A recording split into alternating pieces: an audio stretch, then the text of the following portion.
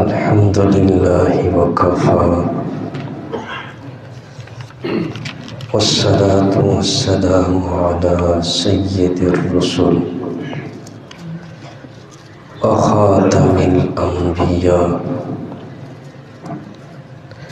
وعلى آله وأصحابه الأتقياء.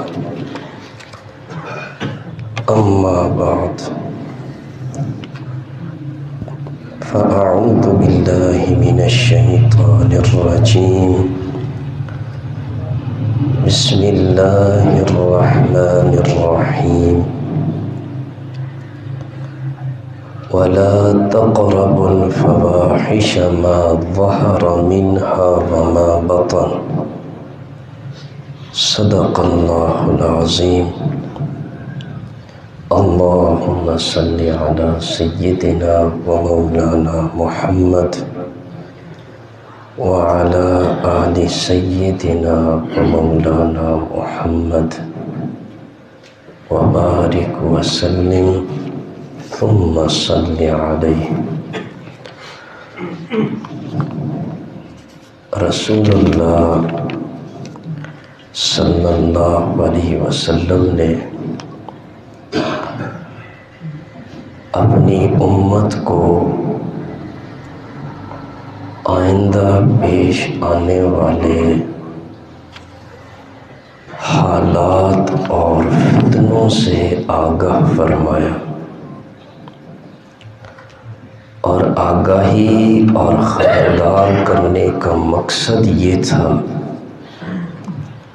کہ میری امت ان فتنوں سے اپنے آپ کو محفوظ رکھ سکے۔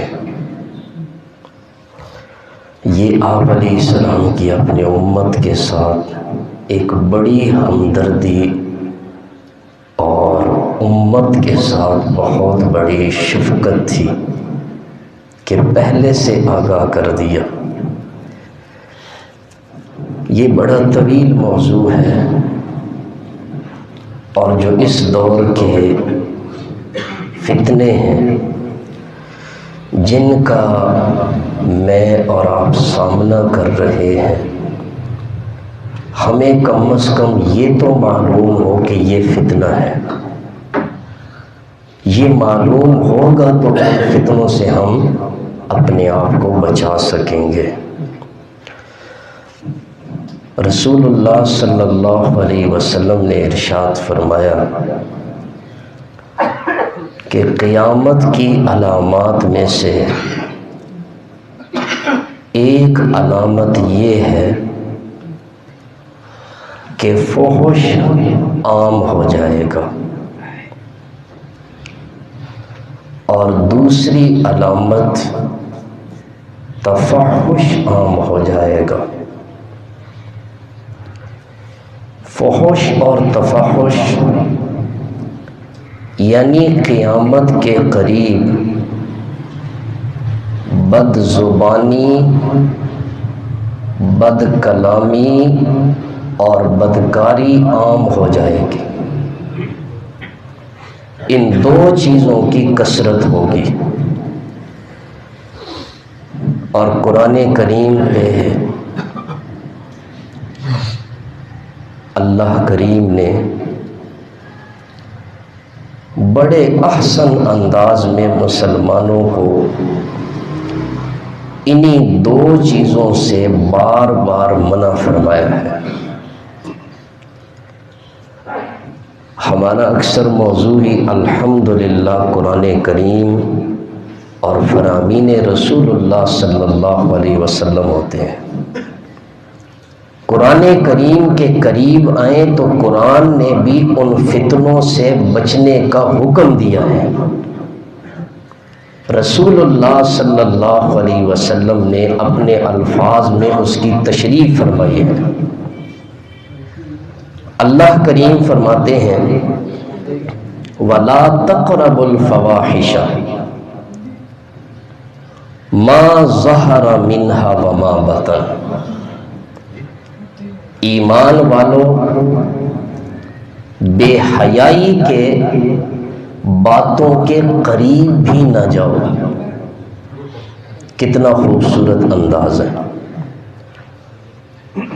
فواحش یہ فاحشہ سے ہے، ہر ایسے برے کام کو کہتے ہیں جس کے اثرات برے ہوں اور دور تک پہنچیں.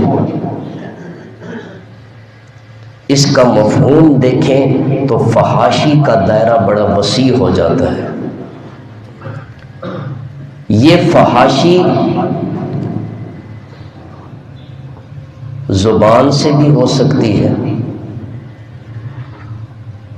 فحاشی عمل سے بھی ہو سکتی ہے، فحاشی دل سے بھی ہو سکتی ہے. اللہ کریم نے ایسا لفظ استعمال کیا جس میں ہر قسم کی فحاشی شامل ہو گئی کہ ایمان والو ہر قسم کی فحاشی سے تم کیا رہو؟ دور رہو. چاہے اس کا تعلق ظاہر سے ہو، چاہے اس کا تعلق باطن سے ہو، قول سے ہو یا عمل سے ہو. اور آج مغربی تہذیب دیکھ لیں جس سے بعض کمزور ایمان والے لوگ متاثر بھی ہیں، ہے نا؟ اللہ ہم سب کی حفاظت فرمائے. میں اکثر عرض کرتا ہوں یہ جمعے کا خطبہ کسی پر تنقید نہیں، یہ میں اپنی اور آپ کی اصلاح کے لیے گفتگو کرتا ہوں. اللہ ہماری اصلاح فرمائے.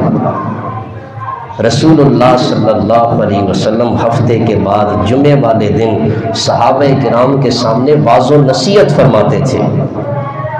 ہر بندہ اپنے گریبان میں جھانک کر دیکھے جو کچھ میں سن رہا ہوں کہیں میں اس کا شکار تو نہیں ہوں، اگر شکار ہو تو میں اپنی غلطی کا ازالہ فرماؤں. یہی اس خطبے کا سب سے بڑا مقصد ہے. تو عرض کر رہا تھا کہ آج مغربی تہذیب جس سے بعض کمزور ایمان والے بھی متاثر ہیں، ان کی بنیاد ہی پوری بے حیائی پر کھڑی ہے. وہ پورے نظام کو دیکھ لو، اور مسلمانوں نے بھی ان کے دیکھا دیکھی غیر شعوری طور پر یہ بھی بے حیائی میں مبتلا ہو گئے، الا ماشاءاللہ جن پر اللہ کریم نے رحمت کی نگاہ ڈالی.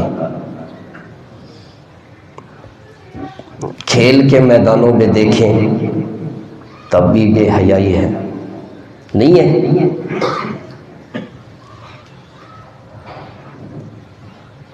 نظام تعلیم میں دیکھیں تو مردوں اور عورتوں کا اختلاط کر دیا. خوشی غمی کے موقع پر دیکھیں تب بھی مردوں اور عورتوں کا اختلاط کر دیا. تو اس تہذیب کی بنیاد ہی بے حیائی پر رکھی گئی ہے. جبکہ اسلام دیکھیں، رسول اللہ صلی اللہ علیہ وسلم کے پاکیزہ فرامین دیکھیں تو آپ علیہ الصلوۃ والسلام نے تو حیا کو ایمان کا حصہ قرار دیا ہے. کتنی مختصر سی حدیث ہے، لیکن اگر آپ اس حدیث کی وسعت کو دیکھیں، جتنی اس کو وسعت دیتے چلے جائیں کبھی ختم ہونے کا نام ہی نہ لیں. صرف حیا پہ علماء نے پوری پوری کتابیں لکھی ہیں کہ اسلام میں حیا کو کتنی اہمیت حاصل ہے. یہ حیا وہ طاقت ہے جو انسان کی آنکھوں کو جھکا دیتی ہے، زبان پہ تالا ڈال دیتی ہے. بندہ با حیا ہو وہ کسی سے بات کرتا ہے تو سوچ سمجھ کے کرتا ہے. یہ گندے جذبات کو لگام دیتی ہے. یہ دن کی روشنی میں رات کی تاریکی میں بھی حیا انسان کی حفاظت کرتی ہے. اور اگر حیا نہ ہو تو بندے کا ایمان بھی مشکوک ہو جاتا ہے۔ آپ علیہ الصلوۃ والسلام نے ارشاد فرمایا جس میں حیا نہیں اس میں ایمان نہیں۔ اور ایک حدیث پاک میں حضور نے فرمایا یہ حیا اور ایمان لازم ملزوم ہے، جب ان میں سے ایک چلا جائے تو دوسرا بھی رخصت ہو جاتا ہے۔ اس لیے آپ دیکھ لیں کہ مغربی تہذیب نے سب سے زیادہ بے حیائی پہ زور دیا۔ کبھی آپ نے بھی اس پہ غور کیا؟ وجہ کیا ہے؟ جب بندے کے اندر سے حیا رخصت ہو جائے تو ایمان بھی رخصت ہو جاتا ہے۔ اس لیے انہوں نے ایسی جگہ سے وار کیا مسلمانوں پر کہ ان کے اندر سے حیا ختم کر دو، نوجوانوں کے اندر فحاشی عام کر دو۔ فحاشی عام ہو جائے گی، ایمان کمزور ہو جائے گا، یہ خود بخود کیا ہے مسلمان نیچے گر جائیں گے۔ جب بندے میں حیا نہ رہے، حضور نے فرمایا پھر بندہ جو چاہے کرتا پھرے، اسے کوئی پرواہ نہیں ہوتی ہے۔ یہ حیا ہر چیز میں بندے کے لیے رکاوٹ بنتی ہے۔ تو قرآن کریم نے بڑے احسن انداز میں فرمایا وَلَا تَقْرَبُوا الْفَوَاحِشَ، بے حیائی کے کاموں کے قریب بھی نہ جاؤ۔ یہ نہیں فرمایا کہ بے حیائی نہ کرو، بلکہ کیا فرمایا اس کے قریب بھی نہ جاؤ۔ یعنی ایسی محفلوں میں، ایسے پروگراموں میں، ایسے مقامات پر بھی نہ جاؤ جہاں تمہیں بے حیائی میں مبتلا ہونے کا خطرہ ہو، اور ایسے کام ہی نہ کرو کہ جن کاموں کے ذریعے تم فحاشی تک پہنچ جاؤ۔ تو قرآن کریم نے تو بالکل سد باب کر دیا بے حیائی کا۔ جو بے حیائی تک پہنچانے کے اسباب تھے قرآن نے ان سے بھی روک دیا۔ اب بے حیائی تک پہنچنے کے اسباب کیا ہیں؟ یہ قرآن نے بیان کیا۔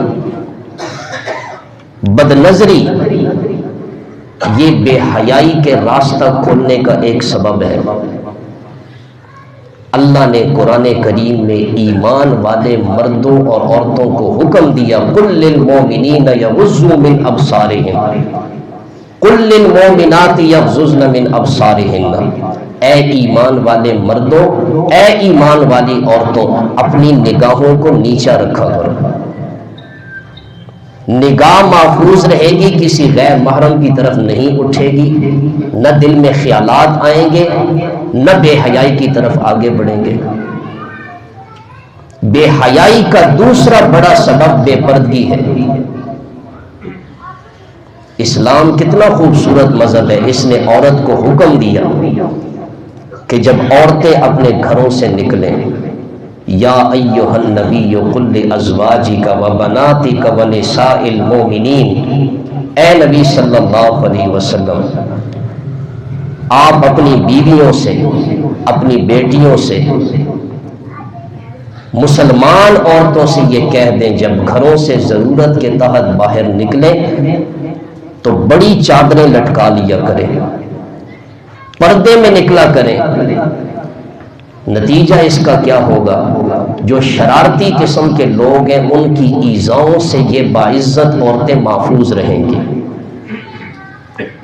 تو یہ پردہ جو اسلام نے حکم دیا یہ بے حیائی کے راستہ روکنے کا ایک بڑا سبب ہے۔ حدیث پاک کا مفہوم ہے جب عورت گھر سے نکلتی ہے تو شیطان اسے مزین کر کے پیش کرتا ہے اور اس کے ذریعے لوگوں کو فتنے میں مبتلا کرتا ہے۔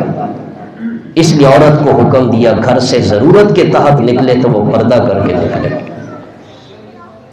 اسی طرح مردوں اور عورتوں کا اختلاط یہ بھی بے حیائی کی طرف بڑھنے کا ایک سبب ہے۔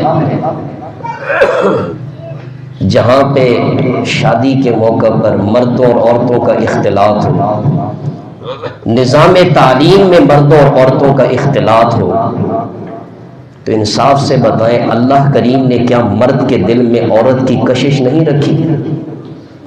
رکھی ہے، اس لیے اللہ تعالیٰ نے اس کے لیے جائز طریقے سے نکاح کو حلال قرار دیا۔ اگر یہ غیر محرم مرد اور عورتیں یہ کسی جگہ پہ اختلاط کریں گی تو نتیجہ اس کا بے حیائی کی صورت میں نکلے گا۔ اس لیے اسلام نے اس راستے کا ہی سد باب کر دیا جس راستے سے بے حیائی نے آنا ہے۔ تو عرض کر رہا تھا وَلَا تَقْرَبُوا الْفَوَاحِشَ، بے حیائی کے کاموں کے قریب بھی نہ جاؤ، نہ قریب جاؤ گے نہ بے حیائی میں مبتلا ہوں گے۔ اللہ اکبر۔ آج اپنے معاشرے میں دیکھ لیں کہ کس قدر بے حیائی عام ہو رہی ہے، اور یہ قیامت کی علامات میں سے ہے۔ رسول اللہ صلی اللہ علیہ وسلم فرما رہے ہیں، اور یہی دو چیزیں ہیں، ایک زبان اور دوسری شرمگاہ۔ یہی دو چیزیں سب سے زیادہ جہنم میں لے جانے کا سبب بنیں گی۔ اس لیے آپ علیہ الصلوۃ والسلام نے ارشاد فرمایا کہ جو شخص مجھے ان دو چیزوں کی ضمانت دے دے میں اسے جنت کی ضمانت دیتا ہوں۔ اتنی بڑی آپ علیہ الصلوۃ والسلام نے بشارت کیوں دی ہے؟ ان دونوں پہ کنٹرول کرنا، ان دونوں کو صحیح طریقے سے استعمال کرنا، یہ اسلام کا حکم ہے۔ پہلی چیز آپ نے فرمایا مَن یضمن لی ما بین لحییہ، جو شخص مجھے اس چیز کی ضمانت دے جو دو جبڑوں کے درمیان ہے، یہ زبان کا ایک لوتھڑا، کہ میں اس کی حفاظت کروں گا، اس کو غلط استعمال نہیں کروں گا۔ اب دیکھ لیں کہ ایک زبان ہے، یہ گوشت کا چھوٹا سا ٹکڑا، لیکن اس سے کتنے بڑے بڑے کبیرہ گناہ ہم کرتے ہیں۔ کبھی اس پہ غور کریں۔ آپ علیہ السلام نے فرمایا جو مجھے اس کی ضمانت دے دے کہ میں اس کو غلط استعمال نہیں کروں گا، زبان سے جھوٹ نہیں بولوں گا، ایک بڑا گناہ ہے، جھوٹی قسمیں نہیں اٹھاؤں گا، کسی کے خلاف جھوٹی گواہی نہیں دوں گا، غیبت نہیں کروں گا، کسی پہ بہتان نہیں باندھوں گا، کسی کو گالی نہیں دوں گا، کسی کو تانا نہیں دوں گا، کسی کا مذاق نہیں اڑاؤں گا۔ یہ سب گناہ کس کے ہیں؟ زبان کے ہیں۔ اس لیے آپ علیہ السلام نے فرمایا سب سے زیادہ لوگ جو جہنم میں ڈالے جائیں گے، فرمایا وہ اسی زبان کی وجہ سے ہوں گے۔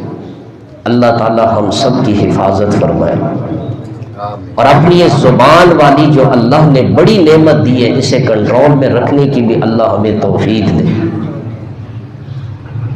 دوسری چیز حضور علیہ السلام نے فرمایا وَمَا بَيْنَ فَخِذَيْهِ، اور جو چیز دو رانوں کے درمیان ہے یعنی شرمگاہ، مجھے کوئی اس بات کی ضمانت دے دے کہ میں اپنی شرمگاہ کی حفاظت کروں گا، زنا نہیں کروں گا، بدکاری نہیں کروں گا۔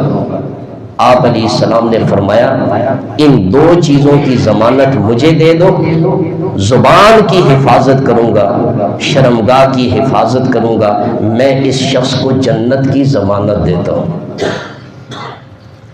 تو قیامت کی علامات میں سے رسول اللہ صلی اللہ علیہ وسلم نے دو بڑی علامات بیان فرمائی اس حدیث میں کہ قرب قیامت بد زبانی عام ہو جائے گی، لوگ اپنی زبان پہ کنٹرول نہیں کریں گے، اس زبان سے بولتے چلے جائیں گے، چاہے وہ جھوٹ ہے، چاہے وہ غیبت ہے، چاہے وہ گالی گلوچ ہے، چاہے وہ فضول قسم کے بکواسات ہیں، زبان پہ لوگ کنٹرول نہیں کریں گے۔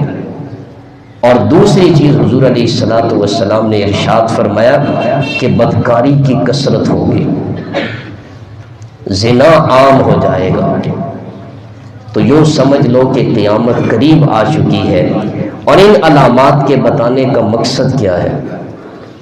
مقصد یہ کہ اے ایمان والو، تم نے ان گناہوں سے اپنے آپ کو بچانا ہے، بد زبانی سے، بد کلامی سے، بدکاری سے اپنے آپ کو بچانا ہے۔ زبان کی بھی حفاظت کرنی ہے، شرمگاہ کی بھی حفاظت کرنی ہے۔ یہ طویل حدیث ہے، اس کا بقیہ حصہ انشاءاللہ اگلے جمعہ۔ وما علینا الا البلاغ۔